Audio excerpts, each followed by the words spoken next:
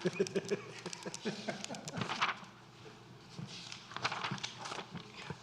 people.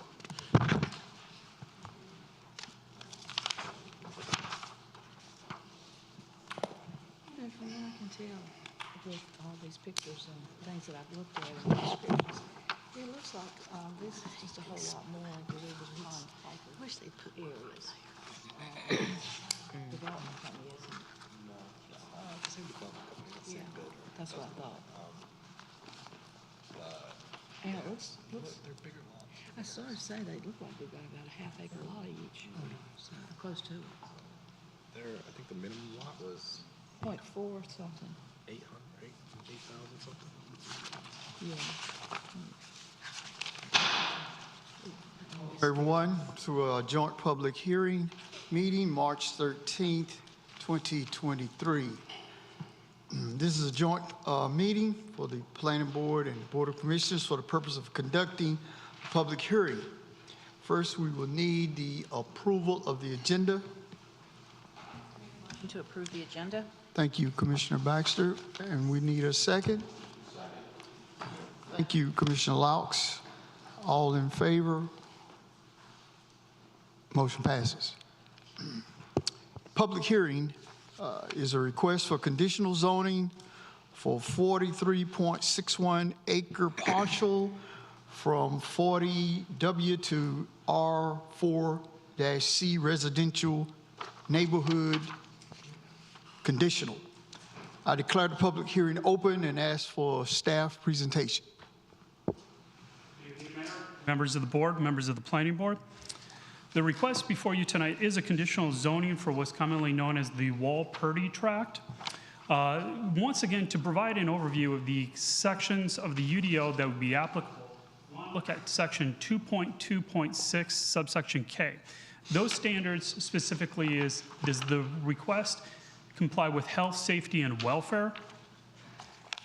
Is the request appropriate for the location in which the development is proposed? Is the request reasonable and in the public interest? Has the applicant provided a plan consistent with the regulations as proposed? And then other relevant factors as deemed appropriate by the Board of Commissioners. To provide a bit of context, CZ 23-02 was submitted last summer and has undergone several iterations. It is a conditional rezoning request. This means that the applicant is proposing conditions as part of the rezoning request. It is worth noting tonight that the applicant is not requesting any deviations from the ordinance, but is proposing conditions that are applicable to the request. The current zoning is R40W, and the applicant is proposing to rezone this to R4 conditional. Because this site is currently located within the Wake County jurisdiction, outside of the corporate limits and outside of our ETJ, it will require an annexation before the board can render a final decision. The R40W means approximately 40,000 square foot lots and is currently located, or at least a portion of the original lot was located within the watershed. The applicant is proposing single-family residential along with selected amenities and features that would correspond with the request. And the request as shown tonight is 87 lots. And I'll get back into why I mentioned request tonight. The property is located adjacent to Weaver's Pond, which is located in this area as well as south of the proposed tract. Originally, this was all one parcel when it was first proposed. When the town adopted our future land use map, this was one parcel, and the remainder of the parcel is still located in the watershed district. If the board approves any conditional rezoning, it will automatically amend the future land use plan. The applicant before you tonight is Weaver's Pond Development LLC, and they do have their attorney present to present on their behalf tonight. The owner is the Walpurdy Family LLC. The address does not have an address, but it is located on a Weaver's Pond and was split out from the original parcel under the Wake County process as part of the application request. The acreage in question is 43.61 acres, and as I noted, it's currently zoned R40W, and the proposal is to rezone this to residential neighborhood conditional, which is an R4, which is approximately maximum density of 4 units per acre. This did comply with all the applicable public hearing notification requests or notification details, which includes signs being posted on both frontages, public hearing notices mailed to all property owners within 150 feet. And once again, this was submitted before the text amendment, which expanded that out to 750 feet. It was put in a paper 2 times, a paper general circulation twice before the meeting. It was posted on the town's website under the public hearing notification. It was sent to the town's email notification list. Furthermore, it was also posted to the town's interactive development map as a pending board approval.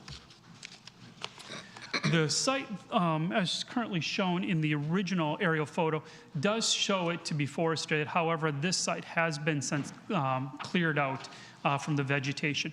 The remaining portion of the adjacent site, however, has not.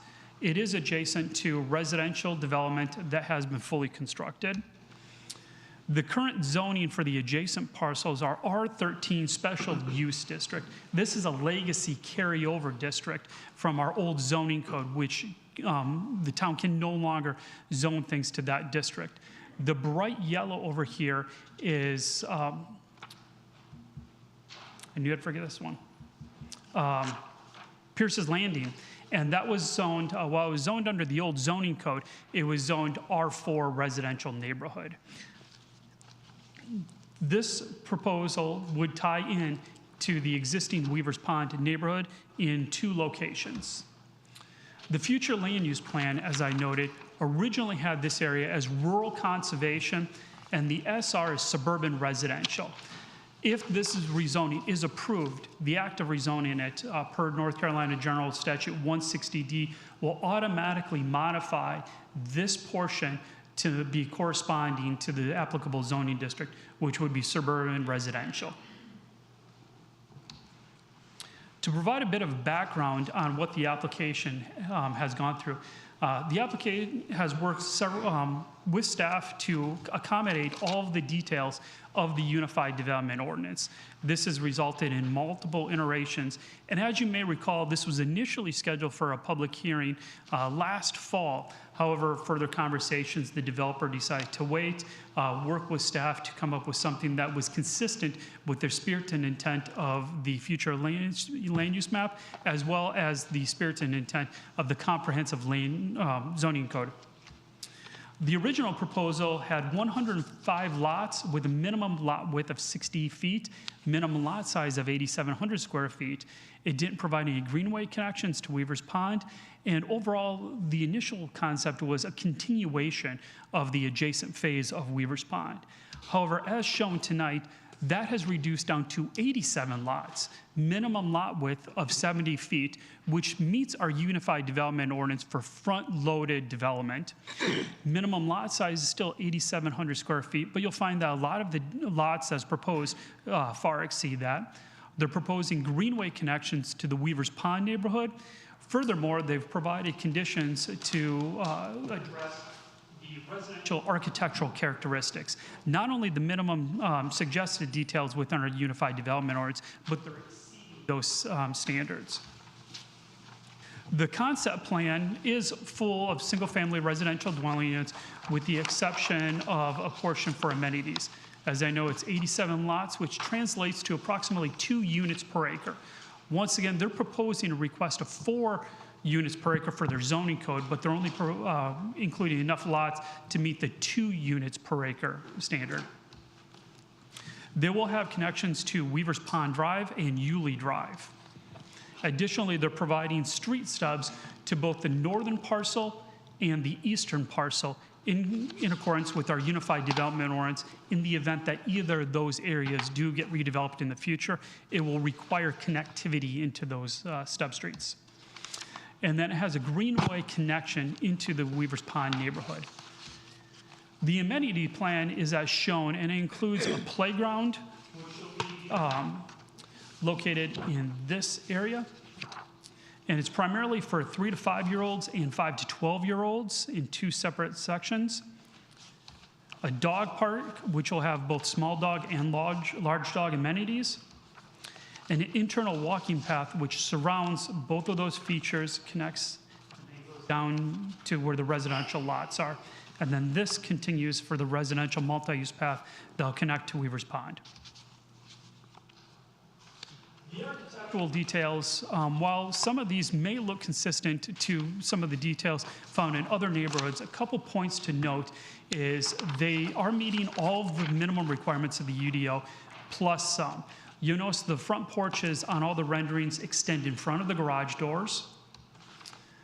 They are including side-loaded or J-drive driveways on several of the features. They do provide a range of floor plans available. These are more consistent with what is found in phase 1 of Weaver's Pond as opposed to the other phases adjacent. Additionally, they're proposing amenities in the backs of the structures as well and different facade materials.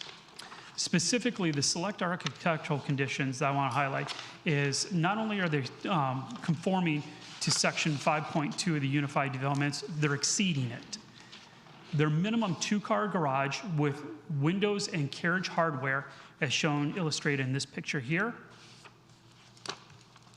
side-loaded on a minimum of 20% of the proposed dwellings, and then wrap-around porches for 20% of the homes. And these are porches that will extend past the side of the house.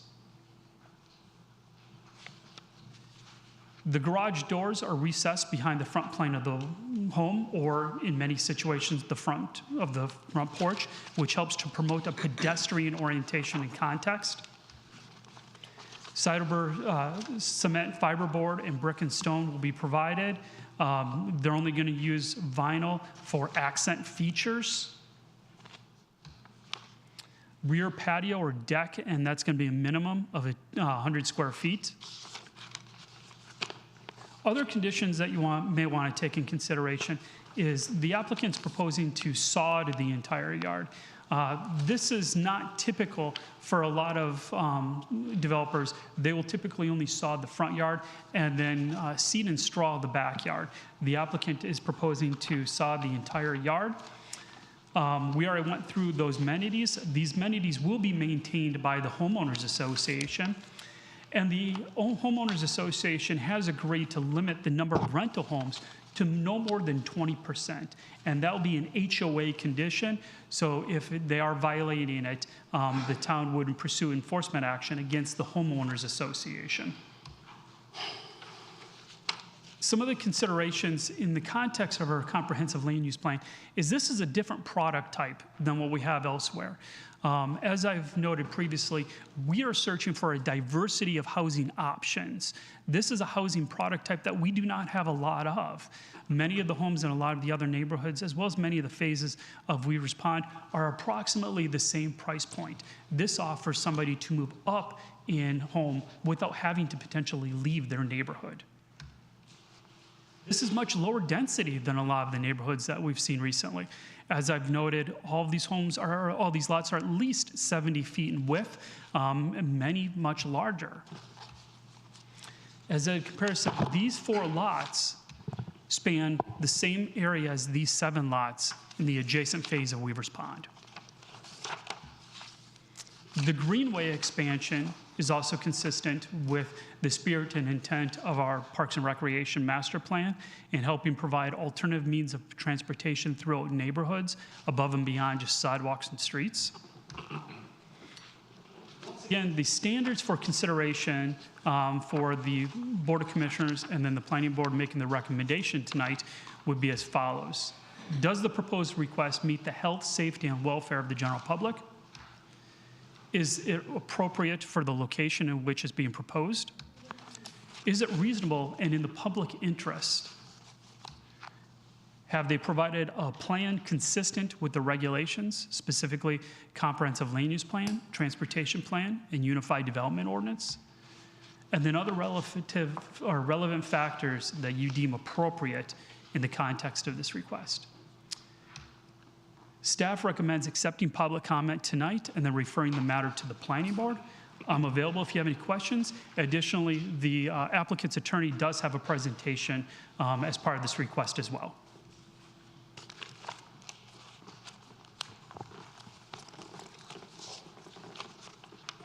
Are there any questions from the commissioners? We'll start as the round table with Commissioner Baxter. Thank you. So with the stub streets to the north and the east, that indicates to me that at some point there is potential to continue to develop into the watershed. Is that correct? That's correct. Wake County regulations allow for very low density connection or development into those areas, and they would have to be on well and septic as opposed to connected into municipal utilities. But there is that possibility. Currently, it is in the Wake County jurisdiction, so it does not need to meet our Unified Development Ordinance, which means we cannot require them to connect into our municipal water and sewer system. So most likely, any future development is going to remain within the county because they won't be asking for annexation? Under the existing parameters of our utility allocation agreement with the city of Raleigh, they would not be able to connect into our municipal water system. So the adjacent parcels are not likely to request annexation. And that would remain the zoning under our prior Unified Development Ordinance and Wake County's? They would remain under Wake County's R40W zoning for the adjacent tracts. And my second question is, I realize that this was submitted before the utility allocation policy came online. Can you give me an indication of if we were to apply that point system to this project, where it would stand? I discussed that with actually one of the planning board members earlier today. There was things such as potential private greenway connections, site amenities, dog park. There's a pollinator garden that appears to be included in the park, meeting the architectural design regulations. I don't think, as proposed, it would be able to meet 60 due to the number of lots that are being proposed and the limitation of amenity features. However, we have not conducted a full analysis because the utility allocation policy is not applicable to this request. Correct. I just wanted to get an understanding of, if it was applied, where it would fall.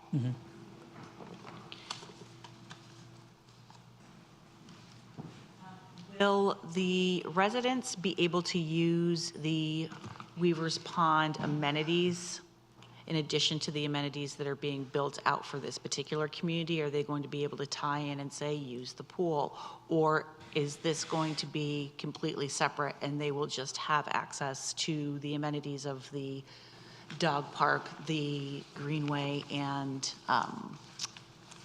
the walking trails and the little playground? That to the applicant to speak on that particular topic. Okay, thank you.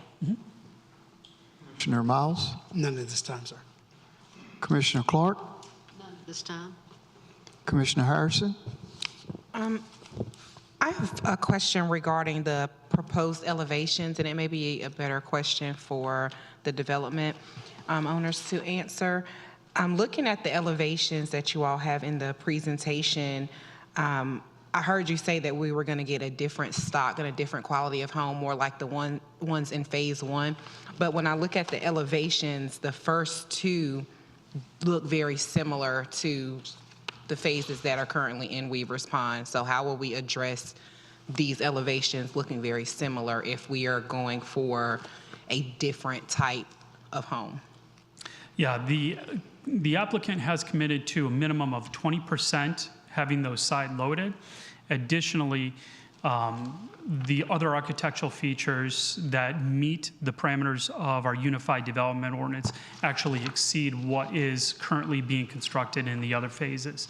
That includes a form of egress on all four sides, raised foundations, minimum, the first floor elevation must be Question I have is the traffic impact analysis study that was done is dated July 22, and I don't believe takes into consideration the new traffic light which will be at Green Pace Road, which is a little bit of a concern, because I'm afraid we may have traffic backed up on 96, blocking several intersections, and I'd like to have them address that, but they'll be presenting tonight. Okay, and it is worth a point of clarification that our traffic impact analysis threshold is 100 peak trip generation units. And being that this is only 87 lots, this does not necessarily warrant a traffic impact analysis, but it is included as part of the application request for your consideration. Commissioner Miles? So is there any way we can mandate them or suggest, or whatever it may be, to have them do a traffic impact analysis, although they honor that 100 threshold? Get to the mic, please. Here, you're the Oh, I'm sorry. We can hear you. Is the mic on? Can you hear me now? You can? Closer. Can you hear me now? Yes. Okay. Thank you. No, I was just a little bit questioning where there's some of the traffic, all this big, long traffic stuff. I noticed some of the dates were as far back as 2017, and I was wondering if those were for comparison purposes or what. I believe the applicant's traffic engineer will be able to speak to that after their attorney's presentation. Okay, thank you. You, Kirk? Thanks. So I do have a question and kind of a concern. It might be best for the applicant, but the stubs that we're creating going into the Wake County area, undeveloped land, seem like they might end up being left there for a extremely long duration, if not forever. My concern is that we're creating an endless maze of neighborhood streets for our emergency services. And as they continue to get farther and farther back into these neighborhoods, I have concerns with them either A, getting there in a timely manner, and then B, getting out if there is secondary emergencies and things like that. So it is a little bit of a concern from a safety standpoint. I'll speak a little bit to that, and then our emergency services folks could add to it. The ultimate goal, first of all, our emergency service folks do a great job. Let me try to find that particular photo. Do a great job really working with their staff. Don't have his one zoomed out far enough, I think. To navigate around a lot of these neighborhoods. They take time, they get to know the neighborhoods and how to get in and out of the neighborhoods. The long-term goal is, well, this kind of shows that Zebulon Road, or also known as North of Rendell, extends out this way, and then Farrell Road goes north of the screen. The ultimate goal is to create stub streets, so eventually it'll connect into those, which will create more direct routes for emergency service vehicles. That is going to be developer dependent, as and if these particular tracks around it do ever get developed. But I believe Jackie Boykin, our police chief, can also speak to this. Good evening.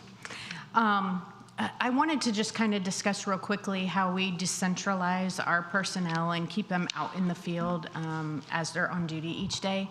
We recently switched from having 2 zones in town to 3, and we're going to have to add additional zones as the community continues to grow and as we add more officers to the fleet, or I'm sorry, to the staff. Realistically, our officers are finding new roads like all of the time.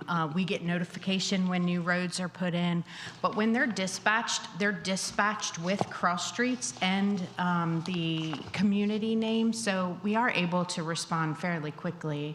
And I don't have great concern with getting too deep into the neighborhoods, because the plan would be that we're adding personnel to keep them out into the areas of town as we continue to grow.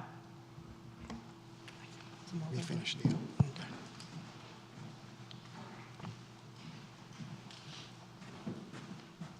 Okay. Good evening.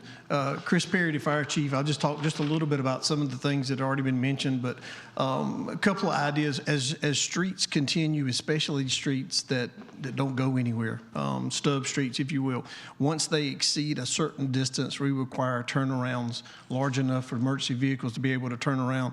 That keeps us from driving all the way down a long street and then having to back all the way back out. So that's a key design element that kicks in. Most all of our developers are familiar with that. And even if there's a future intent to extend that turnaround can be removed should the street end up going somewhere. But that helps part of it. And as far as the new streets, the computer technology that we use within our vehicles routes us directly to the call and dispatches the most appropriate or the quickest unit that can respond. In our case, a lot of times, especially in the Weavers Pond community and those communities that are further north, it may not necessarily be our units that will respond initially. It's not uncommon at all for the Hopkins Fire Department to be in a position where they're actually closer than we are. And as we grow and get into those areas that are a little further away, that happens automatically and very, very seamlessly. So that kind of gives us some redundancy as we continue to move in that direction. But. Thank you. Lowry? No comments at the time. Not right now. Mr. Shelley? My questions would be primarily traffic related, so I guess I will hold those for the developer's presentation. Ms. Jenkins? No comment at this time. Mayor. I think I'd just like to piggyback off of what Mr. Germano stated. I took and traveled each one of those routes in today, just kind of like seeing to each what they're going to be connecting at. They will be at Yulee and at Weavers Pond Drive or whatever it may be. Pretty much from anywhere you come in, from Proctor, Pippin, or Pierce's, it's going to be about 1.5 miles is about the average just to get there. So once you get in there, you have cars that are double parked. I would like to see how our fire chiefs say they address like double parking to get to that unit. Like I said, basically the average is 1.5 miles. Anywhere you come in, the average is 1.5 miles just to get to the entrance of the community. Is that something you can kind of address for me?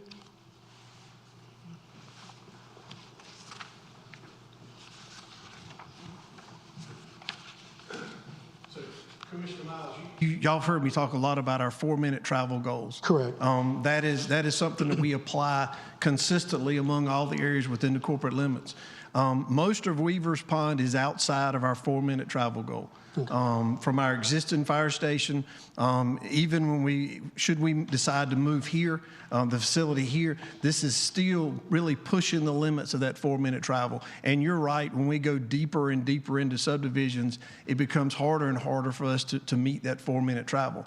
A couple of caveats with that. Our goal is 4-minute travel 90% of the time.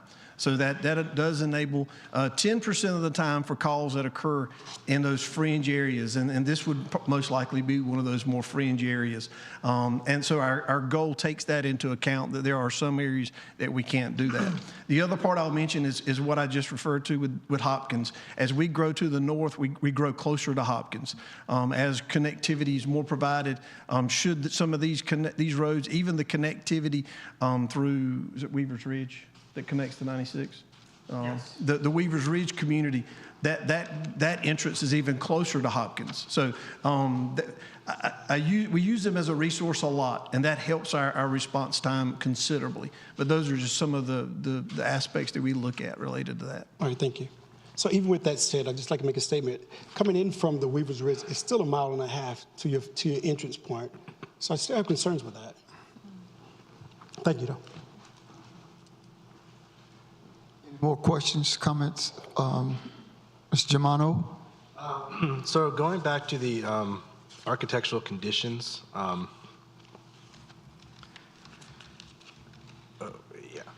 that's fine. So looking at the material makeup of what they're proposing and agreeing to do, I have questions about what is the limits or the minimums of providing these different materials to the project. If it's going to be an entire house or facade or frontage of fiber siding and then just a little bit of stone, is that really going to meet the intent of what we're asking for? Or should we discuss or come to some kind of agreement that there's a percentage that they are looking to hit the same way that we do our fenestrations or other materials in the UDO? I'll have to take another look at the application. I inherited this project, so that's typically there is minimum percentages, and the developer has provided those in the past, and it could be something that could be further discussed with the applicant when they present as well. And then a last question is just kind of a technical. On page, I guess, 4 of the actual application, section 2 is cut off, and I was just curious as to what the rest of the statement was that accompanied that.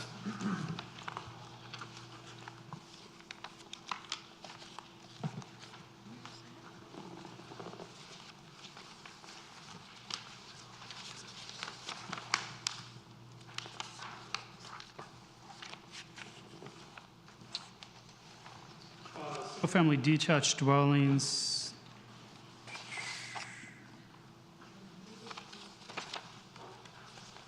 The applicant can expand upon that further, specifically noting that they're requesting R4 conditional zoning. Okay, I just didn't know. And that's going to be consistent with that particular district.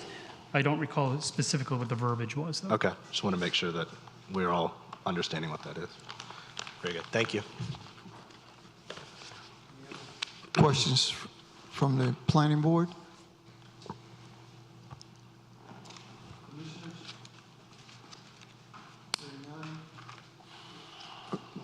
We will now take public comment from the podium on the left. Would you please state if you're in favor? Excuse me, Mayor. We've got a presentation from the applicant, I believe. Mm-hmm. The applicant or the attorney for the applicant has a presentation as part of the request. Okay, we'll hear from the attorney. Can you all hear me okay? Good evening, Mayor, members of the Board of Commissioners, members of the Planning Board. Jason Barron with Morningstar Law Group here on behalf of the applicant in this case, Weavers Pond Development. Joining me tonight are Glenn Futrell and David Berry with Weavers Pond Development. They've had their hand in a lot of stuff that you see over in Weavers Pond and are really excited about this next phase of the development. Also here with me tonight is Mike Snyder of Piedmont Land Design. They've provided land planning and engineering associated with what is before you tonight, and ultimately we'll be working on, hopefully, the subdivision plans that follow this process. And then lastly, Jeremy Potter of Ramey Kemp and Associates, who I imagine will be up here in just a little bit to answer any traffic questions you may have. Mr. Potter's a traffic engineer his expertise is in traffic engineering. So we appreciate the opportunity to be here. And I'm not going to rehash the presentation that Mr. Clark gave. I think between the staff report and the presentation that he provided, I think you've got a pretty comprehensive sense of what's going on with the details of the plan. I just want to highlight a couple of features that we think are important. Before I do that, I want to commend the town and the town staff. As Mr. Clark noted, there has been a lot of work put into this application before getting in front of you tonight. That has been a direct result of what I believe is an incredible job that your town staff has done on behalf of the town, on behalf of the planning board, as well as the members of the Board of Commissioners, making sure that this applicant, when we came forward, this applicant team, understood fully what the priorities of the town were. It wasn't just a matter of kind of picking up the ordinance, picking up the comprehensive plan, let's figure out what's the right thing to do. Mr. Clark and his team, to a person across the board, every person we've dealt with has been consistent with helping us understand what the commissioner's priorities are, what the town's priorities are, what the town's expectations are. And so I commend Mr. Clark in his work on this case. And also my client, who's been working very closely with Mr. Clark, maybe a little too closely at times. I mean, it's just, it takes a lot of work, you know, getting here is not by accident. So just want to make a note of that because it doesn't happen everywhere. I do a lot of work in a lot of jurisdictions, and I think the work that's gone into this, I think we can all be proud of the work that's been put in. I want to focus on a handful of things. Again, I'm not going to repeat the presentation that Mr. Clark gave, but I want to focus on why we believe the zoning case makes sense in this location, why we believe it's reasonable in the public interest. As you all are aware, the comprehensive land use plan talks to the need for housing in the town in general, in the growing Zebulon population. It talks about the wide array of housing that the town is looking for. It talks about the importance of walking trails, amenity areas, things along those lines. And so we believe that those are really compelling reasons that you'll see in those conditions that we talked about that are included in your packet, and we can answer questions about those. But and the plan that's in front of you, those conditions, that plan really reflect, we believe, the values that are incorporated into the town's comprehensive land use plan and those policies. So just briefly, again, this is the aerial, and I don't want to spend a whole lot of time going back through what has been presented. I don't think I've got a laser pointer up here, do I, Mr. Clark? It doesn't matter. Beautiful, thank you. So this is the layout, a little bit different version of it. One of the things I did want to highlight, though, that maybe wasn't apparent, so this is the amenity, and we're going to talk about that. That's in the northeastern corner of the site. This hard white line that you see here, that ultimately is a greenway connection that will pick up the sidewalk and work its way down, ultimately to Weaver's Pond. And I did want to point that out just to make it clear the manner in which the amenity that's being provided as part of this development with the dog park, the walking trails, the play areas, that is being tied directly into the existing greenway around Weaver's Pond in an effort to promote walkability, mobility for folks who are going to be living in this community, as well as the adjacent Weaver's Pond subdivision. Again, this is a blow-up of the amenity area, which includes the dog park, the playground, the walking trails, as well as maintained open space. And these are, this is just a sample of the architectural elevations that you've already seen in your staff report. As was noted, this is the J driveway, as well as some of the commitments made with respect to the back of the units. Again, just more sample elevations. The architectural conditions, as you've seen in your staff report, there's 21 conditions that are offered as part of this case. As Mr. Clark made mention of in his presentation, not only are there no deviations requested in this case, my client hasn't asked for any relief from the ordinance. There are 21 architectural commitments that are being made as part of this case that go above and beyond what the ordinance would otherwise require. And I've highlighted on the screen what we believe to be some very important features associated with what those conditions are. There's the minimum lot size of 8,700 square feet, the minimum lot width of 70 feet, which again was increased. When we first started this case, we were requesting 3 units to the acre. That has been reduced to 2 as a result of the work that we put in with Mr. Clark and his team in making sure that we were providing the right lot sizes, the right combination of lot sizes. And so, as you could imagine, the significant reduction in overall density results in a loss of lots, and thereby increases the lot sizes and make the quality a lot of those homes a lot better. As Mr. Clark made note of in his presentation, garage doors will have windows and carriage hardware. There's that 20% in the bottom left-hand corner. The 20% of the homes will have side-loaded garages. Commissioner Harrison, you made the question relative to where is that array, where is that differentiation. We think the 20% is part of that differentiation, but honestly, we think the combination of the 21 conditions that are included in this case relative to architectural commitments, including the 18-inch requirement that it not be slab on grade, that you have to have that step up at the front of the house, that 20% of the homes will have that J driveway, 20% of the homes will have the wraparound front porch that was made mention of in the staff report. We actually think that the combination of conditions that exists in the case provides for a wide array of architectural and quality that is different and complementary to, and it's kind of the next step compared to a lot of the development that's currently going on in Weaver's Pond.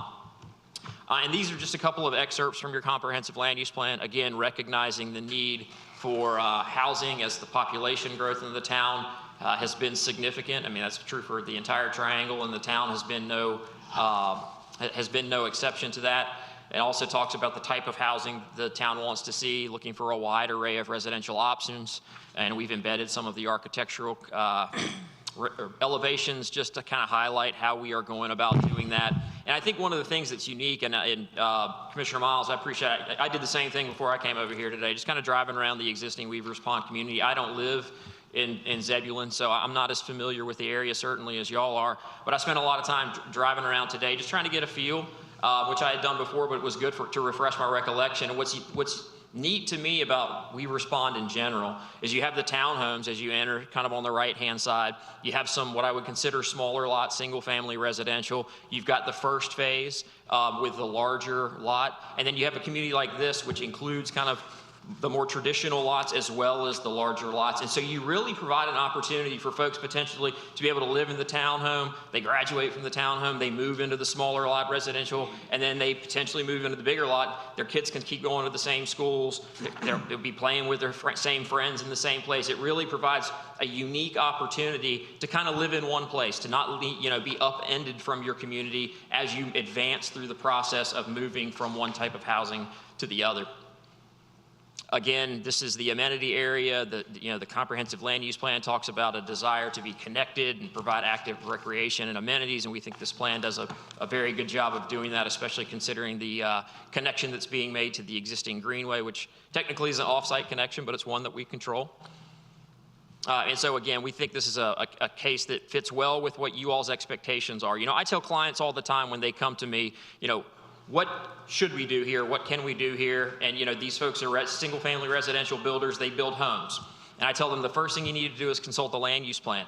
The land use plan is important not because it's this policy document that sits on a shelf and gathers dust, but it's important because it's the town's way of educating people on the front end of the process. And when I say people, it's developers. It's folks like me. It's folks in the community. It is the town's best way of saying, this is what we want to see here. These are the policies that are important to us. And so when I work with clients like Futrall and We Respond, that's important to me is to understand what's in those documents. And we believe that the case that is before you tonight meets very well with those the expectations contained in that policy document.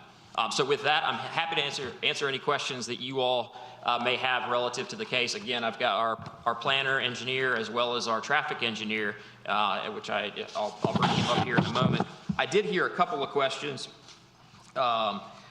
related to the amenities. Commissioner Baxter, you asked the question about the amenity. This is essentially a standalone development. It won't be otherwise tied into the existing We Respond community beyond kind of the stub roads and the greenway. But in terms of the amenities themselves, this is going to stand on its own. So I just wanted to address that question. I will not touch traffic questions because I am not capable of doing that. I'm certainly not qualified to do so. But I did want to talk about the stub roads. I sit on the county planning board as a volunteer. I have done that for now 8 years. This is an area with adjacent to the watershed. Those properties in the watershed would have to develop consistent with county regulations. It's currently zoned R40W, as you heard. What that means is that if somebody wanted to come forward with a request to develop that property, they would have to go through the county. They would have to get well and septic approved by the county, and they would have to have a minimum 40,000 square foot lots in order to move forward. Those stub roads are provided, honestly, consistent with the town's requirements for interconnectivity. We don't need them as part of our development, and if there was a desire to not have them, I don't think my client would care one way or another to not have them. Just want to make you aware that those street subs exist to facilitate future development because that's what the ordinance contemplates, but ultimately those are areas that are going to have to be developed in the county because they are in those watershed areas. So with that, I'm happy to answer any questions that the commissioners, the planning board may have, to the best of my ability, of course. Questions from the commissioners. We'll start with Commissioner Baxter. So under condition 20, when I had my Zoom with the developers, the 20% rental, we kicked that around a little bit. And while I'm not sure that a lot of what is proposed would turn over to rental, I don't feel comfortable with how high that number is, that 20%. Okay, and I will double check with my client. Gray unfortunately couldn't be here tonight because he was out of town when we did that Zoom, but I remember him telling you specifically that he could see that going down potentially to 15%. So I'll get an answer to that and I'll follow back up with you.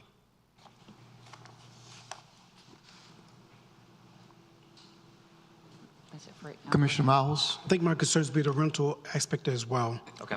Just figuring that out for right now. Thank you. Commissioner Clark. Nothing at this time. Commissioner Harrison?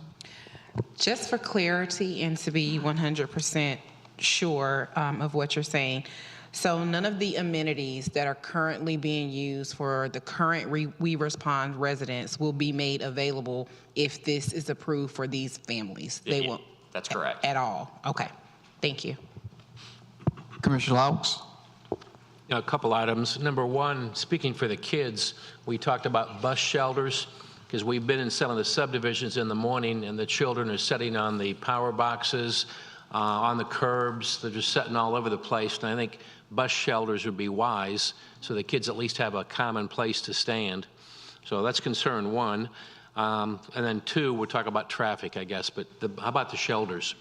Yeah, I think that's something we could take a look at. I appreciate you meeting with us and raising that question that I think I mentioned to you. That's the first I'd heard of a request for school bus shelters, but I don't see there's any reason why you couldn't do one. You see bus shelters for standard transit vehicles, and so that's something we're taking a look at for sure. All right, thank you. Questions from the planning board? Mr. Germano? This might be better for the traffic expert. I'm going to have him up here in just a minute. Okay, so If you could hold that question I'll until hold it. I get him up for his public skewering. Mr. Selling? Just one question for clarification purposes. Why is the applicant able to request conditional rezoning and annexation for this piece of property, but that wouldn't apply for the remaining parcel? Those stub streets we've been talking about, why would somebody else not be able to come in and do the same request? You want to take Yeah, I can take that one. Originally, when this development first came before us, it was one tract, it was one parcel. However, your Unified Development Ordinance does not authorize you to approve partial rezonings. The end configuration has to be predetermined. The only time that you can rezone a part of a property is if it's a part of a planned development, and then it's contingent upon the completion of the land division. So in order for them to move forward with this request, that particular parcel had to be broken out. They're proposing to come into the town, and as part of that would need to meet our applicable regulations. The remainder will stay in the county and would only apply to or be applicable for county regulations.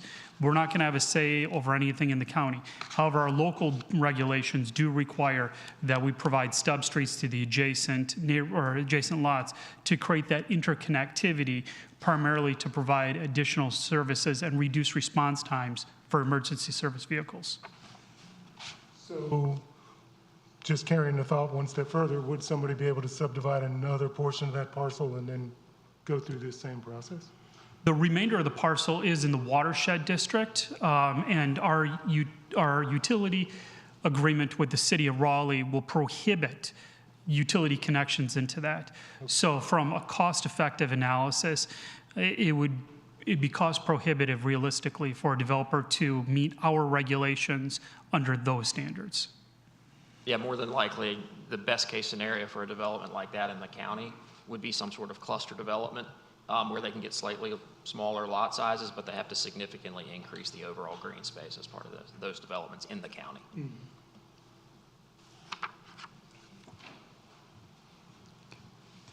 Anyone else from the planning board? You want to step up and you can field the questions related to traffic, that would be great.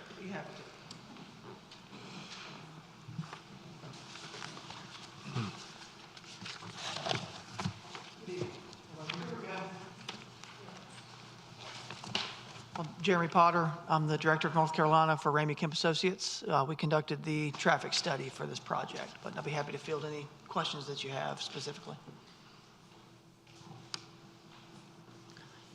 With the planning board? Commissioners? Commissioner Baxter? Yes. So on page 6 of 9 of attachment 1,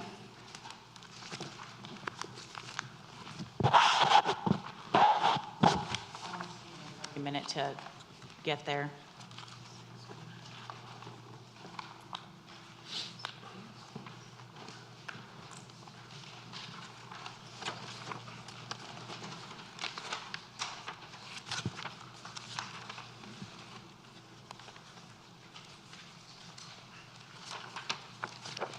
And my next comment's going to be for the next page. It looks like from that, from those tables, both Zebulon Road, NC 96, and Pippin Road, as well as the 96 and Glory Road, there are a lot of lower readings as far as the analysis goes. And then when I looked over at the recommendations, I need to understand a little bit more because it doesn't look like there are a whole lot of improvements that are going to be made. So if you could point me to exactly which tables you're comparing, that might help. What table? I said 6 of 9. It's page 6 of 11 of the TIA. I'm sorry about that. Okay. Okay. On page 6 of 11, we're looking at table 4. So what we're looking at here, existing conditions, no build, and then build conditions. Right. For those 3 study intersections. Do you have any specific questions about those 3 or just My question is, it doesn't seem like with the build conditions for the 2025 that there are improvements made during the PM peak hour numbers or grades, I guess? you state, I guess, between the AM or the PM peak hour from no build to build? PM, yeah, from no build to build. And in comparison to the existing conditions, it just seems like they're going to stay relatively the same. And my biggest concern is that we are adding 87 homes that are going to have to travel through Weaver's Pond as far as their egress and ingress. And that is an awful lot of traffic. So while the 87 homes don't trip the requirement for the TIA and one was provided, I am concerned about that additional load that's going to be put on the other developments that this community is going to have to travel through in order to reach the main arteries in town.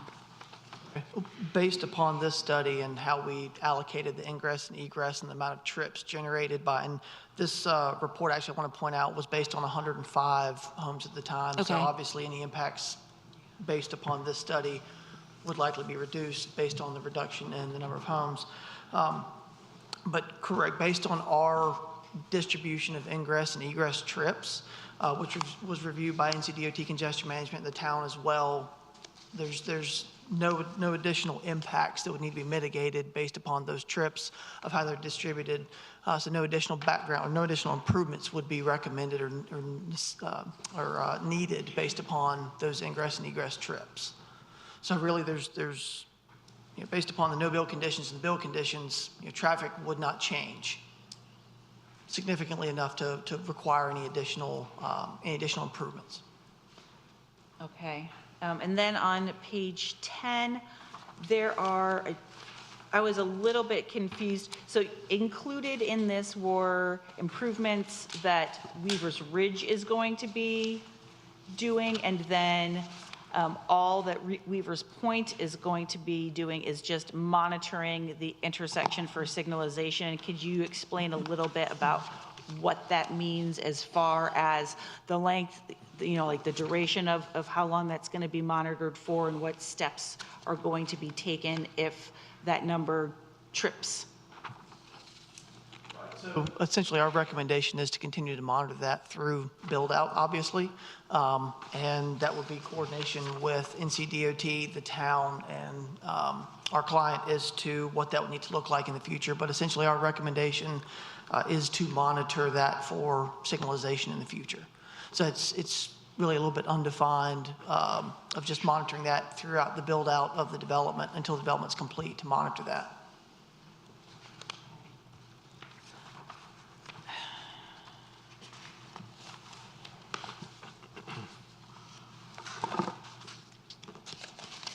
And on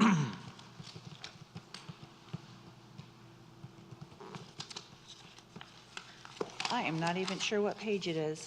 It says again, attachment 1, warrants 1 through 3. And most of those say not satisfied, except for the one that the peak hour vehicular volume condition B says satisfied, and I'd like you to just speak to that for a moment. Correct. So there's various warrants set forth in the MUTCD that various municipalities and NCDOT uses for guidelines for the installation of traffic signals. And there's various warrants within that MUTCD. The peak hour warrant is a warrant that a lot of intersections will satisfy. It's literally just looking at a peak hour traffic. It's usually up to NCDOT or the local municipality as to exactly how many warrants they want to see satisfied, but a lot of major intersections or intersections will satisfy a peak hour warrant during a typical day. Typically what you'd like to see are satisfaction of a lot of those warrants, the 4-hour warrants, the 8-hour warrants, before you consider signalization. But the peak hour warrant is one that can be satisfied at various intersections because it's just one peak hour out of a day. Okay, and so for warrant 1 and warrant 2, the 8-hour as well as the 4-hour, it seems like in both of those considerations, the condition was not satisfied. And so what does that mean for Weaver's Point and the traffic? Could you just explain what that is, encompasses? Certainly. So a 4-hour warrant or 8-hour warrant just shows a congested intersection throughout an entire day. It shows more of a trend of congestion from various approaches at an intersection, whereas a peak hour warrant just shows that kind of peak traffic, whether it be in the morning or afternoon or certain times of the day. These various intersections across an urban area will satisfy a peak hour warrant. But those 4 and 8-hour warrants are the ones that you see that are indicating a congested intersection throughout a day.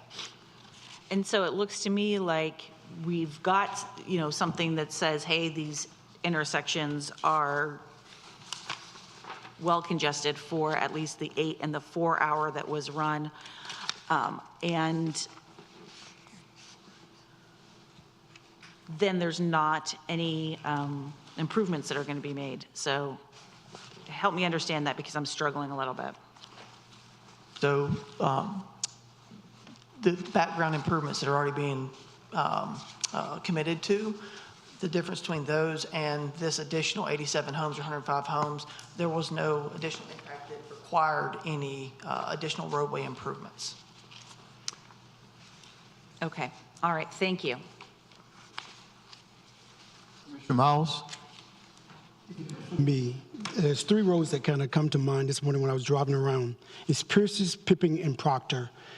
For the citizens watching or in the audience as well, could you justify for me via traffic? We already have infrastructure issues with traffic. Can you justify the rationale for approving this 87 homes? Certainly. So the 87 homes, and this is kind of alluding to the question earlier, that really the traffic impacts from the 87 homes does not necessitate any additional roadway improvements based upon the review of NCDOT and the review of the town. So that's kind of that comparison from the no build to the build scenario of based on the analysis, the addition of the 87 homes, but this report actually had 105, that traffic impact is negligible to where there's not additional roadway improvements that are needed. So also for the citizens that currently live on a road that you're going to be connecting to Sage Tree, can you justify that? Because I know that's one of the major hubs that you're going to be utilizing. When you look at like Weaver's Pond, I think driver there is, that goes directly in. But every route that I took, it leads me back to Sage Tree, which is one of the busiest streets in Weaver's Pond. That's the one I find it where you see kids playing in the streets. You see from basketball to hopscotch to, I mean, just double parking on the streets, which brings concern for public safety for me. So can you give me some rationale for that, to tell those citizens on that street, this is okay, these 87 homes going back there for me, please? So I guess kind of the scope of your question is a little bit beyond the scope of our traffic analysis. Okay. In regards to internal circulation within the development. The scope of our traffic analysis is more on the ingress and egress and the studied intersections. Thank you. Commissioner Coyle? Nothing at this time. Commissioner Harrison? Mr. Laux? Yeah, a couple questions here. Having lived in town for 40 years and jogged on most streets, ridden my bicycle on most streets, my motorcycle, as well as my car, I understand this is a cumulative effect.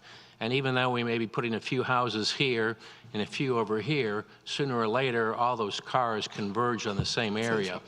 And I'm also concerned about the growth we have around Zebulon. You know, we have Wake Tech coming on board, about 2,000 students a day.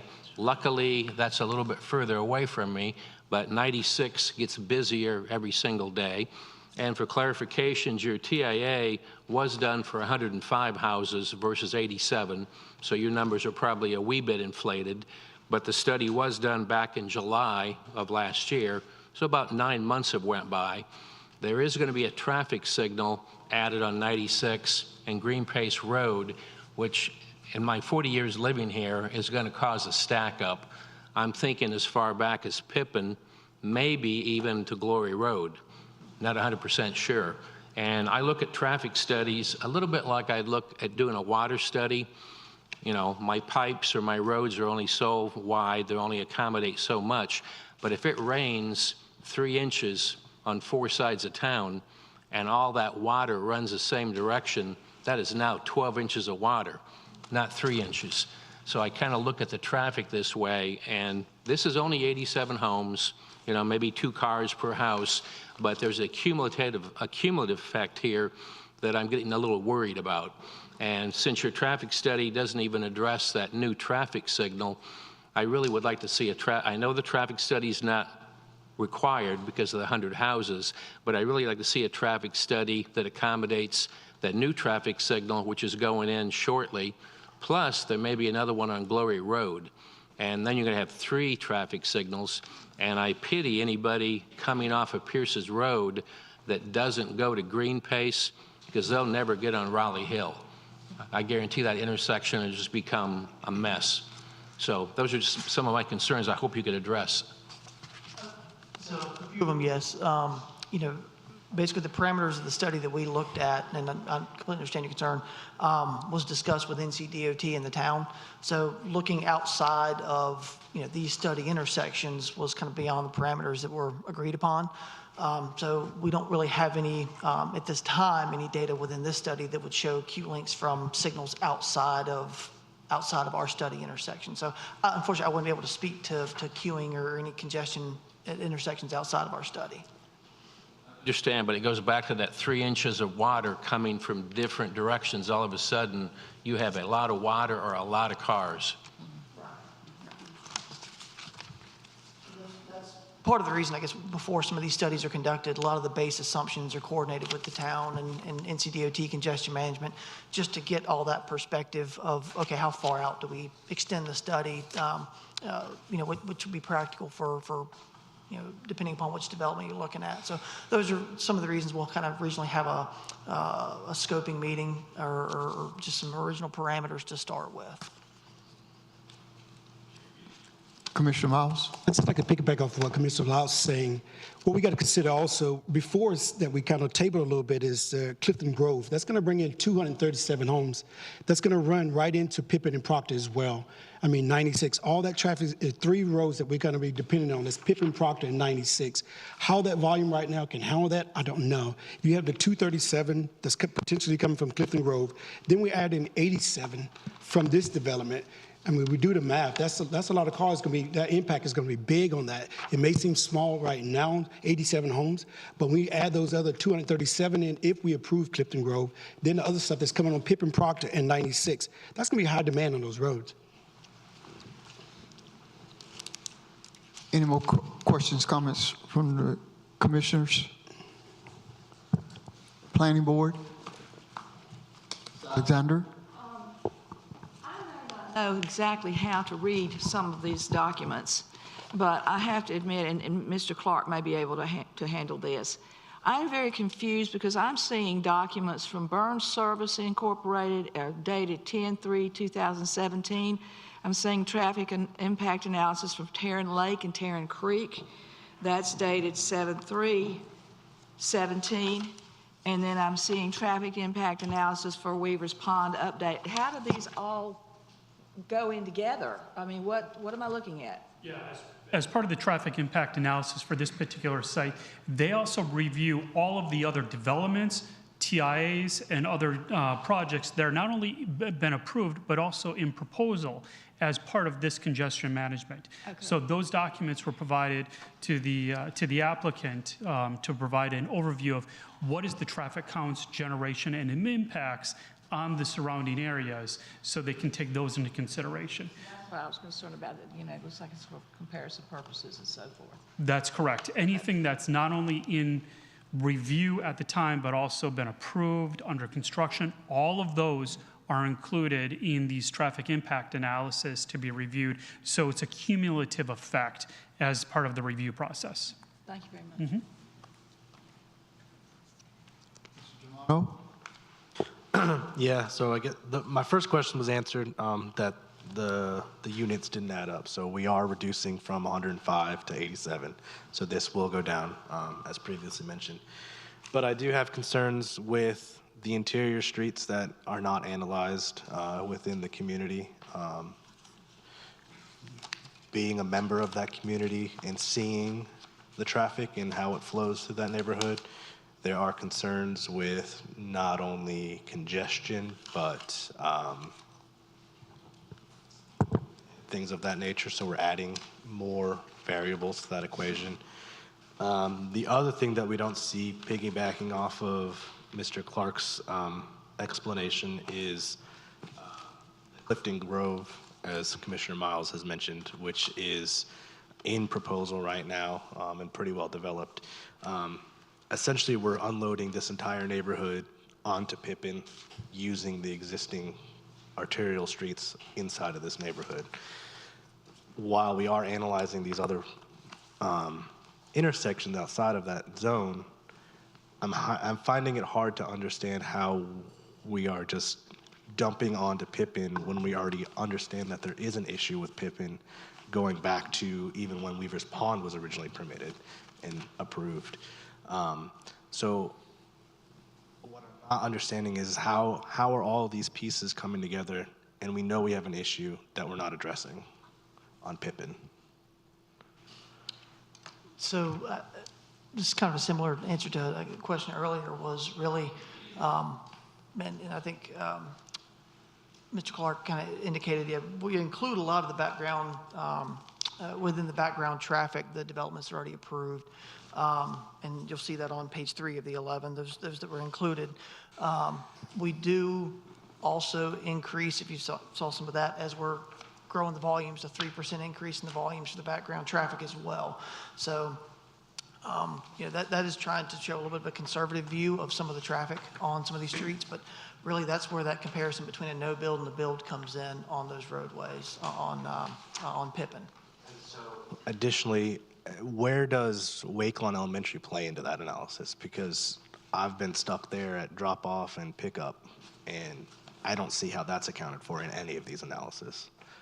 because we're looking at counts of housing units, but that's an anomaly that is not necessarily picked up anywhere. Wake Lawn Elementary is on Pippin Road, and that's essentially the main access for drop-off and pickup. So how is that accounted for? It's accounted for within, the traffic volumes and those peak hour analyses.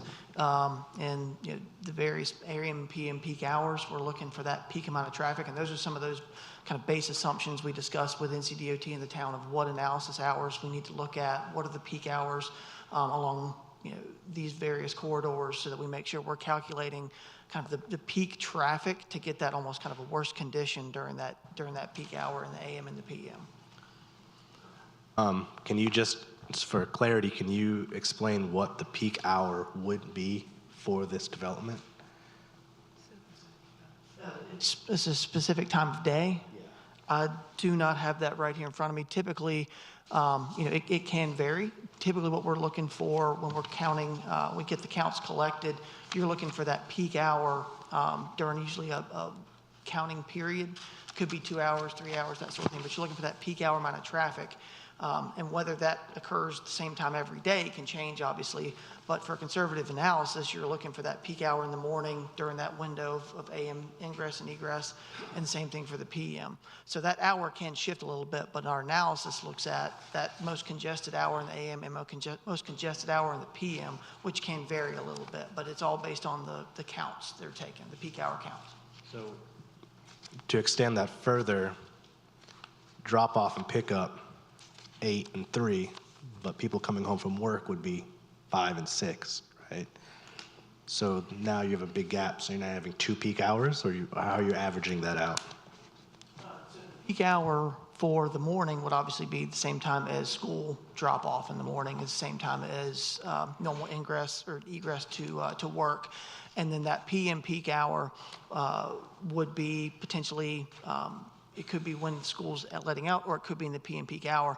So when looking at the count data, what you want to take is that worst or highest, most congested PM peak hour, which could be during school drop-off or pickup, or it could be during a normal, leaving work, heading home, normal PM peak hour, which could be 4 to 5, 5 to 6, 4:30, 5:30. So we're looking at that most congested PM peak hour, whichever it may be. Okay. Ms. Alexander? I had noticed on several of these pages, it shows peak hour data right here, but it is different, as he said. This one is saying it begins at 7:30 a.m. The other one says 7:15 a.m. So there is some information about that, but it's not consistent. When you're analyzing these intersections, you might take the PM peak hour of one intersection versus the PM peak hour of another intersection. So it's a conservative view to where the worst hour at this intersection may be different than the other intersection, but we're taking those most congested hours and analyzing them against themselves. Thank you. Mr. Shelley? I'm done. Yep. At the risk of piling on here. So help me understand, I'm trying to understand maybe the 10,000 view of this whole process, 10,000 foot view. So the study areas were the intersection of 96 and Pippin, 96 and Glory, and Pippin and Pierce's. But as we touched on, I think Commissioner Laux last week mentioned traffic that happens in one area of town affects something in a distant portion of town. I would just like to understand maybe and suggest that these study areas be a little bit widened. For example, I live off Pierce's right close to Arundel, 96. And I got to believe all that traffic on Pippin is either going to wind up on 96 or it's going to wind up on Pierce's, one or the other. And it's going to affect traffic on Pierce's and Arundel. But that area is not in the study. So how can we assure for future anyway that a wider, maybe more applicable study area is incorporated? I know that's sort of a hypothetical. Future questions, I can answer those. In terms, shortly after this TIA was done, we changed our internal processes and we look at a much larger view. As an example, there was, and I guess as a preview for the Board of Commissioners, a rezoning request that was submitted for the intersection of Dogwood and North Arundel. And for that, we looked at intersections all over that area, including Pierce's and Proctor, Pierce's and Arundel, Proctor and Arundel, all the way down south of the interchange, much broader than NCDOT initially wanted, but we were able to demonstrate the need in those contexts. So moving forward, there's a much larger radius that is taken into consideration. Thank you. That's good to hear. Two other questions. One, to piggyback on Commissioner Baxter's question. Just to clarify, on those warrants, 4-hour warrants, 8-hour warrants, where it says condition not satisfied, is that a good thing or is that a bad thing? The condition not satisfied means there doesn't need to be an improvement? The condition is not there to warrant an improvement, is that?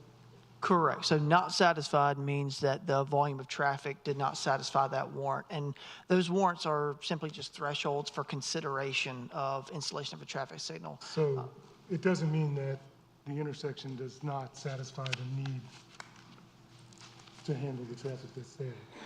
Right, yeah, those warrants are strictly for consideration of the installation of traffic signals. So as you're looking at those warrants, you're looking for a certain threshold to be met for consideration of. That warrant is, if that threshold is satisfied, then an improvement is warranted, is indicated. Improvements could be considered, I guess is the way to say it, as opposed to warranted. Those are warrants for consideration of improvements, not necessarily warrants for needing it. Gotcha. Last question on the 10,000-foot view. So we talked about the area encompassed by the study. The other thing that I noticed through reading through all this, it seems like one traffic study is piggybacked on top of another one is on top of another. There was the original one done for maybe Weaver's Pond in 2017, another one for Weaver's Ridge in 2019, and then another one for Weaver's Point, I guess, in 2021. But the 2021 study used some of the data gleaned from 2019, and some of that was gleaned from 2017, and just increases in growth were extrapolated using a 3% figure per year. And I just wonder how accurate that is, like if we're not, a domino effect, a little incremental miss early on gets multiplied as each succeeding study comes along. Is there any thought to just conducting a brand new study? So typically, and this is something that it can be common practice of kind of building on, so you do stay consistent within your studies. So a lot of times it does help to kind of keep that same data because you're comparing apples to apples as opposed to comparing something brand new, because the new might be something that's skewed versus what the old might be accurate. So something that is common practice is to continue to build on a study that's already been reviewed and approved, and gone through those levels of kind of review and approval, to continue to base studies on that, as opposed to introducing something new that may not be as accurate based upon traffic growth or something that may be an anomaly in a certain year where traffic goes down, and you're basing a study on something that's not as accurate as using an approved study previously. But wouldn't the most recent be the more accurate? Study data? In other words, if I counted the cars going down Arundel today, that would be more accurate than knowing what cars went down Arundel in 2017. Correct, and that's why in engineering practice and engineering judgment's applied, and that's where that 3% conservative growth rate comes in. You can go out and take updated counts, holding everything the same. You kind of hope that the same conditions occurred, that schools are in the same times, those sorts of things. Nothing's pivoted and changed. But that's where some of that consistency stays from an original study, and building upon that. You've got your base assumptions, but once that traffic study is approved, it gives you a baseline to continue on from. But certainly, you can take updated counts, but you want to make sure that everything is holding the same, which it may not be, and that may, it's usually good to kind of build upon your original traffic study if it's been reviewed and approved and developments are based off of that. Mr. Giovanni? So, going back to that question, if we're using a 3%, is that what we're using as 3%? But maybe you can extrapolate, what is our actual growth rate at this point? There we go, perfect. 3% is a traffic rate, not a growth rate. They're two very different things. So I guess my question would be is how do those intersect? Because if we're growing at a certain rate, those people are coming to the town, but our traffic is growing at a different rate. Where does that meet? Because now we're having apples and oranges comparison.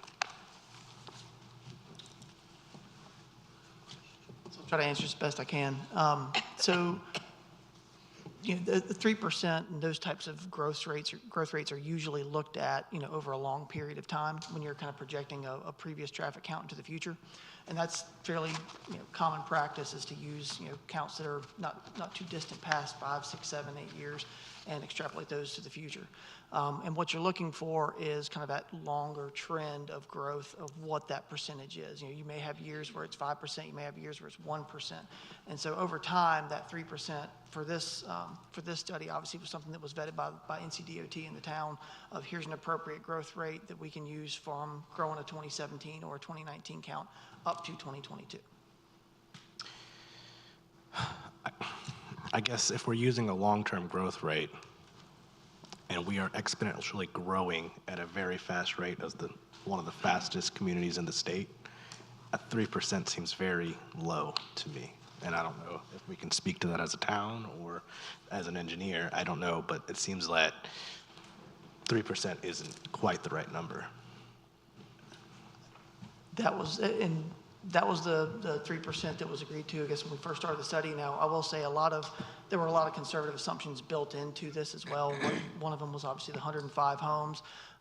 There were several things that were built into it. Some of the background trips that were added up to 2022 when this was calculated up to 2025, that 3% compounded on the trips as well. So there was several assumptions that made a very conservative analysis. But the 3%, like I said, that was something that was agreed upon based on initial kind of scoping and assumption information from NCDOT in the town. Okay. Anyone else from the planning board? Going back to what Dominic had talked about, warrant 3, condition B, what is that? 3, condition B.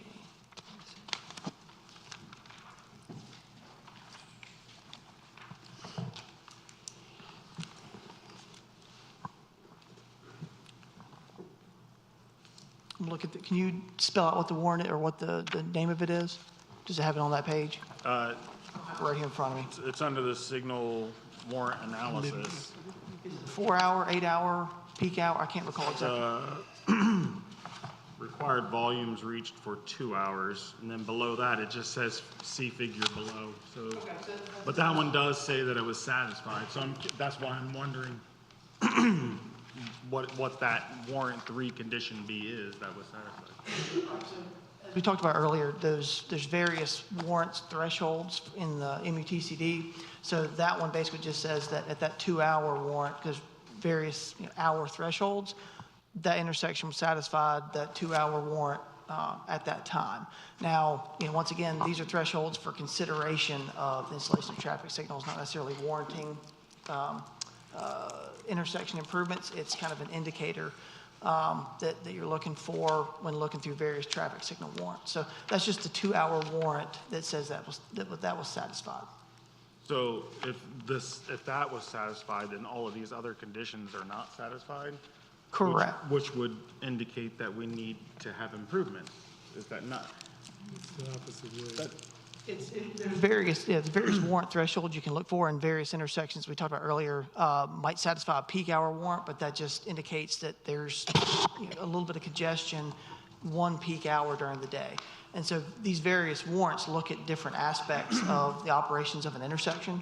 And so that one just happens to say at that time, and it might be a warrant 1, 2, 3, 4.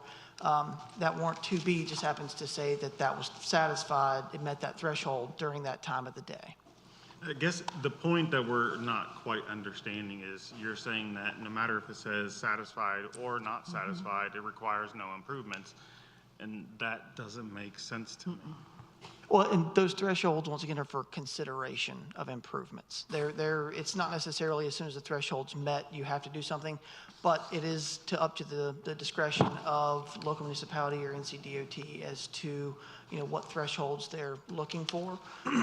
But various thresholds are just indicators for consideration of improvements. Because like I said, various intersections throughout the area will meet a peak hour or 2-hour warrant, during that AM rush and PM rush, whereas they don't really need the installation of a traffic signal for a 24-hour period. So during the peak hour, you're saying for a 2-hour time frame that we would need improvements to those areas. Is that what we're saying here? Not necessarily. What that's saying is those are indicators for, potential improvements, but it doesn't mean it's needed. It just means those are considerations for congestion at those times of day. It doesn't necessarily mean improvements are needed. It just means there is that warrant threshold is satisfied for congestion levels during that time of the day and volume levels. So it is satisfied that we were over those, over that condition, that it would be recommended, not necessarily needed, recommended for improvements, is what you're saying. Improvements could be considered, is the best way to say it. Okay. Ms. Alexander? I'm sorry, I don't quite understand that either. Isn't there some other term they could use rather than saying not satisfied? Seriously, because that's very confusing. That's the terminology set forth by the Manual and Uniform Traffic Control Devices. Well, you might want to mention it then. They may want to consider making it a little bit clearer, because to me, it also means that improvements should be made, and you're saying not necessarily. So it's a part of, when you see warrants that are satisfied, improvements could be considered. But they're not necessarily warranted, because exactly what that improvement is, because all these are warrants for traffic signalization. And traffic signalization is not necessarily warranted just with satisfaction of one of these warrants. It's something that can be considered once you satisfy one of these warrants. Okay.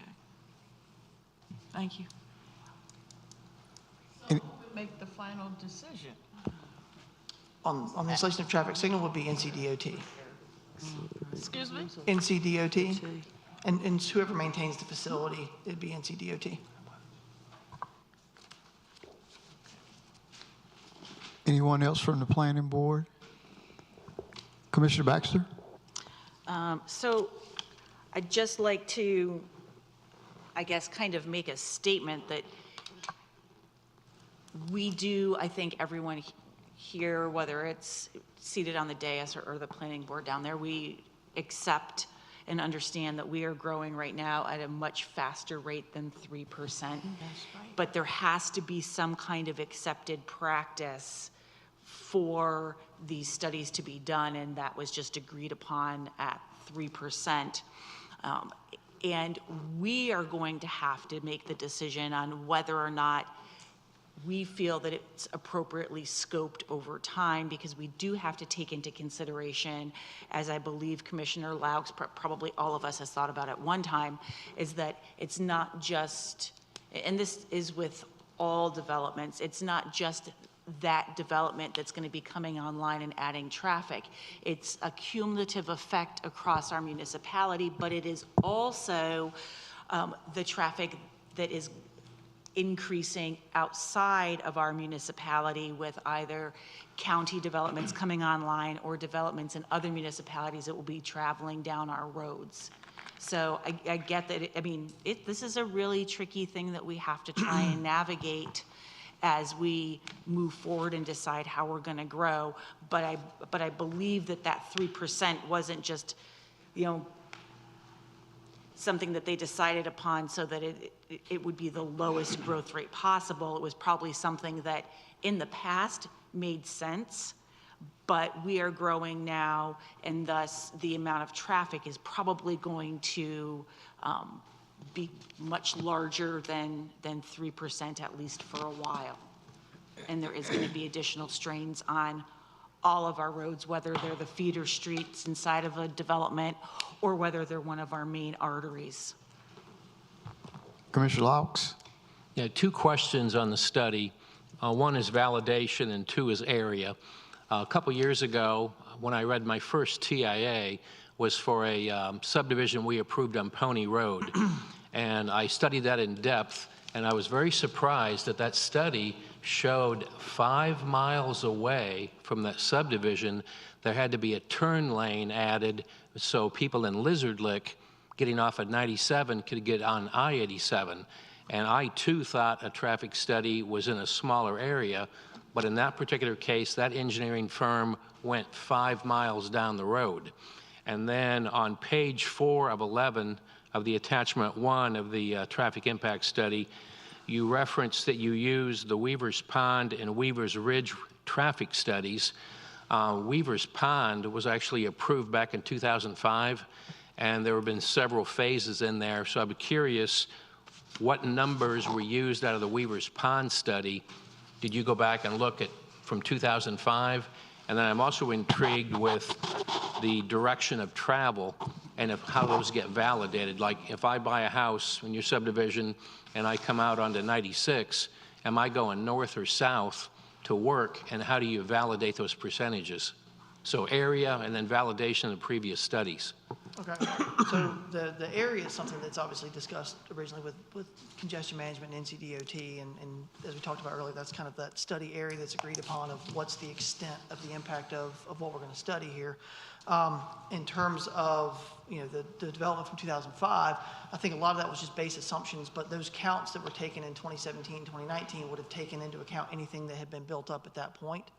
So that's where some of those developments are included, is when those counts are taken in 2017, 2019. And that's where the background developments that are identified on, I'd have to find exactly what the page was, maybe it was early in the study, page 3, those are the developments that may not have already been included and that wouldn't have been captured in those counts in 2017, 2019. That's when those are added in. But there was no reference to the other subdivision traffic studies, just those two, Weaver's Ridge and Weaver's Pond. Why not the other subdivisions on Pierce's, Pippin, et cetera? Because these are the ones that this study was building upon, but that's where a lot of these traffic studies are built into the background of this one. But those are the two that this one was building upon, obviously. Yeah, that's why I think we're not comfortable that the accumulation or domino theory is not being factored into these studies. Right now, you're worried about 87 in your study. We're worried about up to 1,000. Right, and like I said, the scope of this study was really looking at what's the impact of that 87 versus the background traffic of all these other developments and background growth.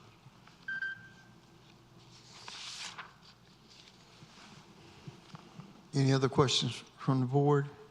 Commissioners? Questions, comments from the planning board?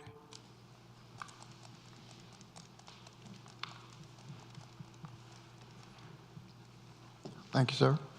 And Mr. Mayor, just briefly, I wanted to note, Commissioner Baxter, you asked about the rental number, the maximum percentage. My client is willing to reduce that to 10% as the maximum rental. And Commissioner Laux, you asked about the bus stops. We're still taking a look at that. I can't make a commitment tonight, but that's something we will continue to study as we move through the process. Commissioner Laux, also to piggyback on that, right now, Wake County Public Schools does move their bus stops based on the availability of drivers. So where a bus stop may make sense right now may not be a stop that Wake County Public Schools will utilize in the future. So any recommendation or agreement, it would be encouraged that it be subject to confirmation from Wake County Public Schools that will actually be utilized as a school bus stop. In a subdivision, would they not just centralize it? Yeah, most subdivisions, it moves around based on how the population of the children move around. Additionally, it's also dependent upon the bus driver availability at any given one school year. As an example, the number of stops in certain neighborhoods have actually reduced due to driver shortages to make the routes quicker, resulting in longer walk times from a dwelling to a bus stop. It is all going to be dependent upon the bus driver availability as well as the population of the students within that particular neighborhood.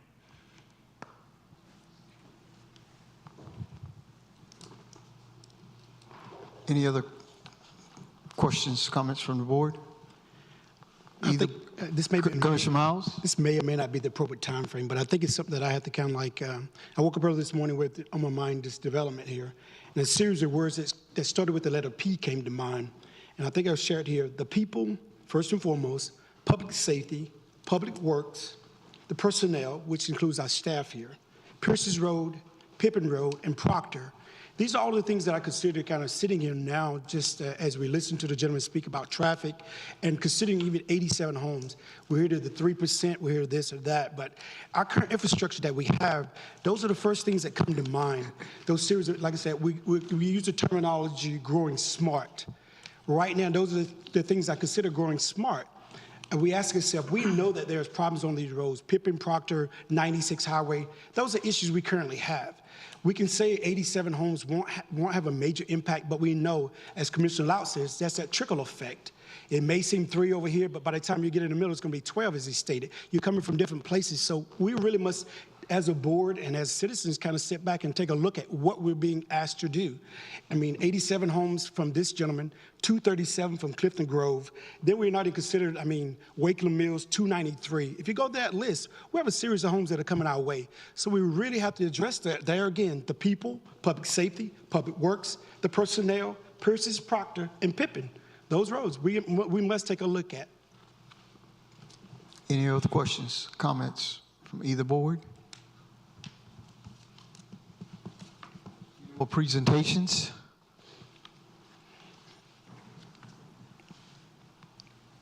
That concludes our presentation. Staff does recommend acceptance of public comment as part of the public hearing.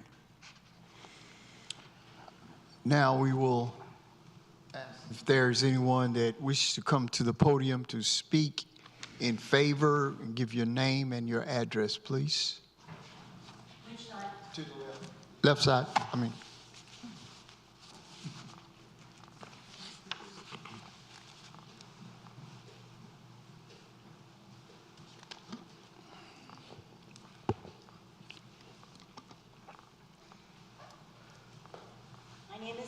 Ruth. I live on Lacewing Drive in Weaver's Pond. Today I came here to just talk about one thing, but as I listen to everybody else talk, I've actually taken some notes. So, we in Weaver's Pond right now have an issue with people speeding and not stopping. Kids probably close to being hit because the kids think they can walk in the middle of the street. Sage, where this is going to hit really hard, those kids are very young and they dart in between the cars. I don't even go that way. I'd rather make a U-turn and turn around and go back to my house than go down Sage because of the amount of kids. Not that they don't have every right to live there, but people need to be careful. And if we already have people that are coming in off Pippin and speeding down Weaver's Pond and Lacewing, that's just an accident waiting to happen. And it's not going to make any difference how quickly EMS can get there. That kid will probably be dead already. We can't be adding more and more cars into Weaver's Pond. You can't. There's not that many ways to get in and out. It's those two roads. Oh, and Pippin, if you don't do something about Pippin soon, somebody will probably die there too. Whippin and Pierce's. I've only lived here for less than 2 years. I'm from up north, which, you know, is probably a problem for a lot of you, but it's a fact. There have been so many cars that have winded up in the ditch at Pierce's and Pippin, and we don't have a traffic problem? We have a big problem, and you're right. Those developments, the 87 and whatever's going on the other side of Pippin, it's a problem. So what ways do you go now? Oh, we don't go out to Pippin. We go, what is it, Pierce's Landing? And we go through Weaver's Ridge. Have we done a traffic study for there? What is there? Nobody lives in Weaver's Ridge. But how many cars are driving through there to make it easier so that they don't have to go out onto Pippin? You need to count those cars in your studies too. Bus shelters, yeah, they would be nice. Can we make sure you put some garbage cans there too? Because when the kids get off the buses, they just throw the garbage everywhere. Oh, and the dog poop. You're gonna tell me that the people that have the 87 houses aren't gonna work through Beaver's Pond? Today I went for a walk on the sidewalk.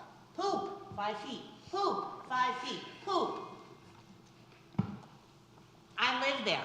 Are you speaking in favor of the development or against? I was asking for I'm in favor. against unless these issues are resolved.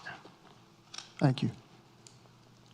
And I'm really concerned about the amount of cars that speed through the neighborhood and somebody getting hurt. I don't understand why the other development can't have a way in and out. I don't know what watershed means. It's a term I've never heard before living here.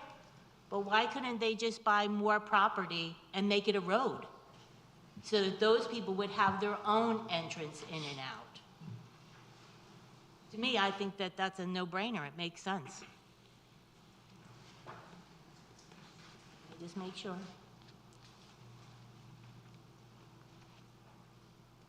And something that is totally off topic, but I'm sure when people have an HOA, you're supposed to be able to have a meeting every year. I've lived there for 2 years in that development, still haven't had one. We need to have a homeowners association meeting. Thank you. Thank you. Anyone that would like to speak in favor of the development, please come forth.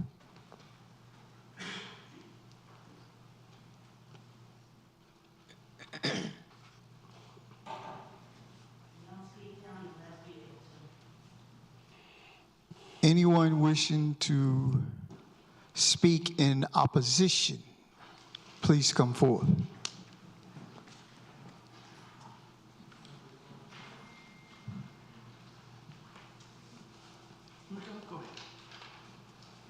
Good afternoon. I apologize for my attire, but I work until after 5. First, I'd like to say that I appreciate the discussion here. It's been a lot more fact-based, and everybody's delved in, and that proves that you all take this concern. Give us your name and address, My name is please. Martia Ormond. I live in Weaver's Pond and have since 2016. I have a mixture of comments and concerns. One, someone mentioned that Weaver's Pond has been in development since 2005. Are both commissions represented here aware of the fact that the board is still controlled by the developer? We are nearly 20 years in, and the people that own homes in this community continue to be disenfranchised. We continue to have no recourse. We continue to be assessed fees. We continue to be told what we can and cannot do with no voice or no retribution. It's the never-ending story. 2005, it's 2023. So let's start there. A lot of the things shared here were very reminiscent of things that went on when I came to Weaver's Pond and had a pre-construction meeting with the developer, well, the builder at the time, Bill Clark. The rental minimum was touted. I had to sign something that said I agreed that I would have to go before a board to ask for permission to rent my home as a homeowner. All of a sudden, rental homes popped up all around me. They were being purchased new from the builders. I contacted the developer with PPM and said, I was told that there was a maximum number of rentals allowed by the covenants. The covenants changed. That was the response I had received after multiple attempts at communication. So my concern is less about what happens today, what we see in a PowerPoint presentation, but what happens later on. Because this development will be, the board will be controlled by the developer for some time, is that correct? And until which time power is transferred. It could be 18 years. The developer still controls the board in Weaver's Pond.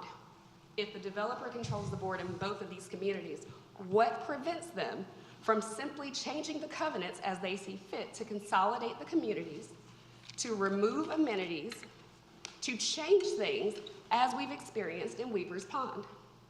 When I purchased my home, I bought the next to the smallest model in the community. Nothing was permitted under 2,000 square feet with the exception of one ranch. I don't know if anybody in here lives in Weaver's Pond or has that long. Am I accurate in that assessment? There was one ranch that was under 2,000 square feet.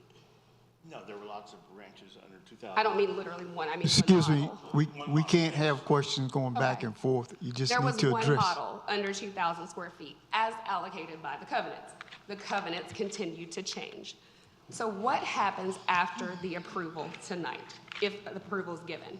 So all these minimums, all these architectural features, all of these things are granted, and that all looks great. But what revocation authority does the town have if the conditions you agree to tonight are changed? As we've already identified, Weaver's Pond is still developer controlled after more than 15 years. Covenants are critical to a community's health, and they continue to change in Weaver's Pond without homeowner input or recourse, as there's no governing body over homeowners associations. The Attorney General does not care. The police have no authority. We would literally be looking at a civil matter. Is that accurate? We're not here to answer questions, your questions. We can answer those at some later date if you would address them to. This is just public comment. Oh, it says questions, so I apologize. All right, so the rental conditions provided here are at 20%, very similar to what was charged with Weaver's Pond early on. So what happens when those things change, as they would change at the will of the developer, which controls the board of the new development, the same as what happened in Weaver's Pond? What recourse would Zebulon and its citizens have when those HOA boards make those changes? Would building permits cease to be issued? Would those changes be presented and voted upon prior to continuation of houses being constructed? If you would submit your questions to the staff, we'll have someone to get back with you to try to answer some of those questions.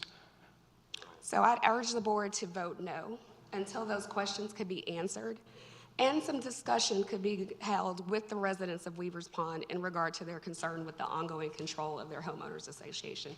That has been now 18 years in progress, because there is a major concern that the consolidation of those organizations would be held without this board or the homeowners having a say-so in it. Several significant changes have already happened in the community that most of the homeowners do not find favorable. Thank you. Thank you. Anyone else wish to speak in opposition?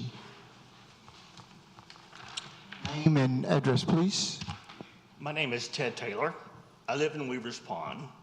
And good evening, ladies and gentlemen, mayor and commissioners. I've lived there since 2016, and I see the watershed that they want to build on. It was part of the watershed that was divided. We're running out of water, climate change, et cetera. So that's one consideration. But as Commissioner Miles said, you're going 1.5 miles to drive from the back to the front. We have lots of discussion on our next door about people speeding and kids and et cetera. I'm not sure if you had an emergency how a ambulance or a fire truck is going to get there in time, even though they haven't done the study yet.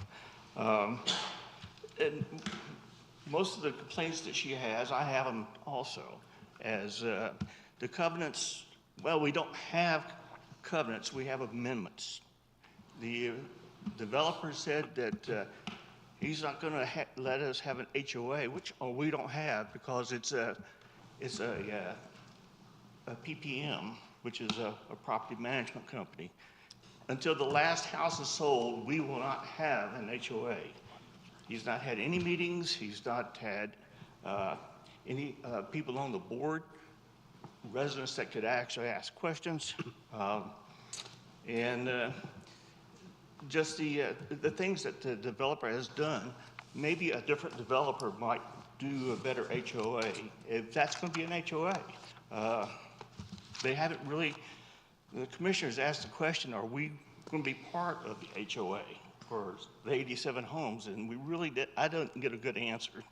So maybe that should be part of it,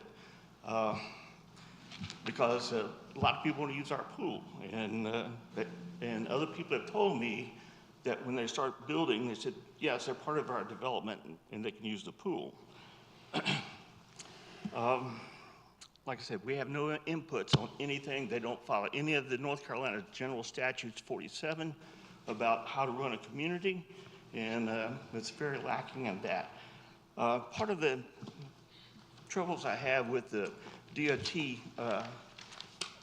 today, the survey, is I didn't have much time to peruse the whole document, but just reading it, they didn't take it into account that none of these places on either side of We Respond had actually put up a house.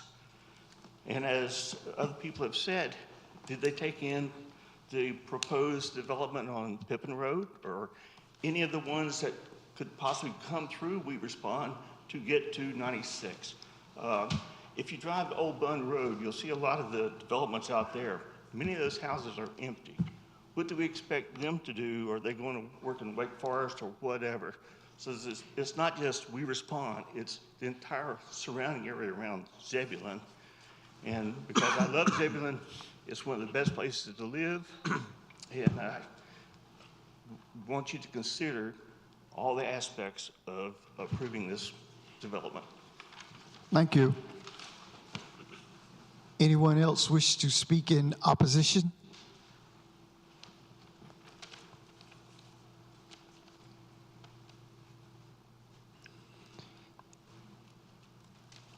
Anyone wish to speak neither for or against? Right here, Mayor. I have a couple of comments that I received from citizens that I would like to read into the record, if I could, please. From Mr. Patrick McDermott. And basically, these are statements. And all these developments are being built on old two-lane roads with no improvement in sight, very backwards. We'll end up like all these other communities, approving developers after developer, no affordable housing, money, money, money. From Mr. Patrick Dermott. From Ms. Kim Hall. On my new development, almost half the houses are bought out by investors and made into skyrocketing rentals. But then none want to move because they have to travel 30 to 45 minutes to get to the nearest Target or Home Depot for their home. But don't worry, a cookout is coming on Gannon Street. Once again from Mr. Patrick Dermott. My thing is everybody knew about this influx of growth, as you call it, it's a decade ago. There's been many years to plan this. Hey, here we are, stuck to Smithfield Road, one lane, either to get to any big box store. The Popeyes hasn't even opened yet. Insane. We should be speaking neither for or against. That is neutral, yes, sir. Yeah, okay. I would just like to encourage everyone to please submit their comments to the town clerk to be read in, and to not post comments on Facebook, because that is not the proper avenue for comments to be submitted. Thank you. Anyone else, neither for or against?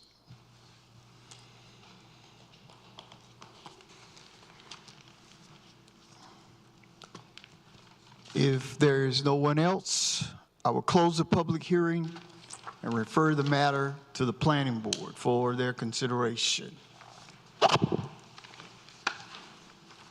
Is there a motion to adjourn? I make a Thank you, Commissioner Laux. Do we have a second? second. Thank you, Commissioner Harrison. All in favor? Motion passes.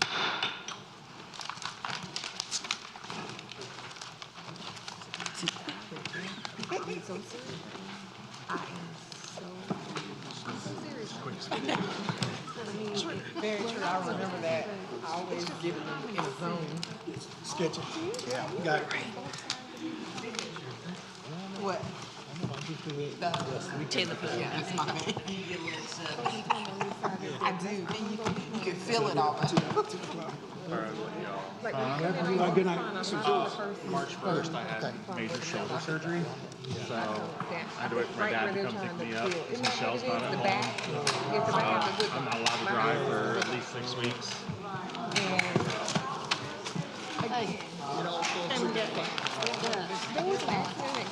Oh, okay. Partially my fault. The whole town comes to I didn't know I was Better? It's still swollen, it's still pretty bruised. It's better and better each day.